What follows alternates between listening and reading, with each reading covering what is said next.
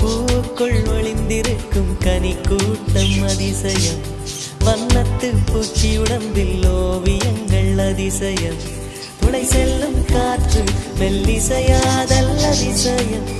குருநாதர் இல்லாத குயில் பாட்டு அதிசயம். அதிசயமே அசந்து போகும் நீ எந்த அதிசயம். கல் தோன்றி மண் தோன்றி கடல் தோன்றும் முன்னாலே உண்டான காதல் அதிசயம்.